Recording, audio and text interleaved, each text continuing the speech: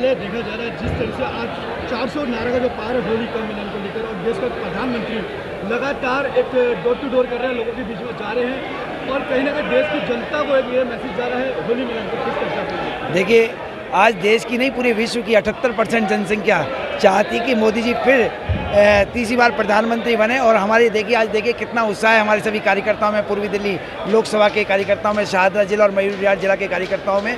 और ये विशेष कार्यक्रम आज पूर्वी दिल्ली लोकसभा के कार्यकर्ताओं के लिए रखा गया है, जिसमें हमारे पूर्वी दिल्ली से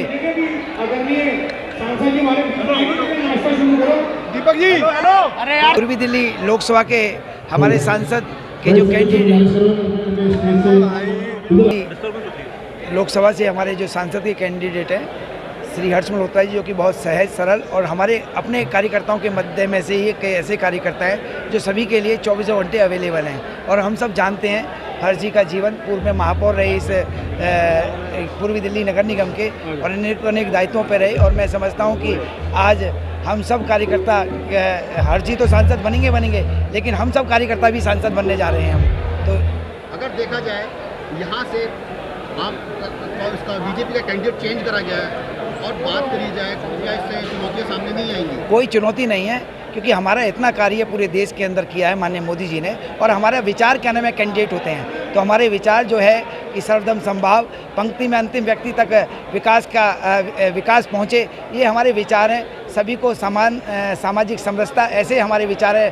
और महिला, युवा, किसान, गरीब, इन सब के सम्मान मिले, सुरक्षित रहें सब लोग, इनको सबको रोजगार मिले, ये जीवन को अच्छे से जी सकें, ये हमारे विचार हैं। और ये विचार ही हमारा कैंडिडेट होता है। कैंडिडेट कोई हमारे लिए अलग नहीं होता है, ये तो बदलते रहेंगे, आते रहेंगे, जैसे जैसे होता है वो चलता रहेगा। इसलिए हमारा विचार ही हमारा कैंडिडेट है, और जो कि कमल चुनाव चिन्ह हमारा कैंडिडेट है। जिस तरह से अरविंद केजरीवाल की गिरफ्तारी हुई है और आज उनकी पत्नी प्रेस कॉन्फ्रेंस कर रही है, क्या कहा जाए? देखिए, कुछ नहीं है उनके पास, है कुछ कहने के कहते हुए आए थे। और कांग्रेस ने खुद प्रेस कॉन्फ्रेंस की थी, अजय माकन जी ने। अभी उन्होंने कहा था कि केजरीवाल का ये शराब का घोटाला है, बहुत बड़ा घोटाला है, इसमें उनको क्या नाम है जांच एजेंसियों का सामना करना चाहिए, और जांच एजेंसियों को भी क्या नाम है इनके ऊपर कार्रवाई करनी चाहिए। तो इसलिए कहीं कुछ नहीं, अब कहने को कुछ नहीं बचा, सिर्फ अपनी झेप मिटा रहे हैं। और वो उनके साथ में 100% न्याय होगा, वो अंदर रहेंगे। और अंदर रहकर जो उन्होंने भ्रष्टाचार में पैसे कमाए हैं, चाहे वो शराब घोटाला है, चाहे जल घोटाला है, चाहे DTC घोटाला है, चाहे पैनिक बटन घोटाला है, चाहे दवाई घोटाला है, चाहे मोहल्ला क्लिनिक घोटाला है,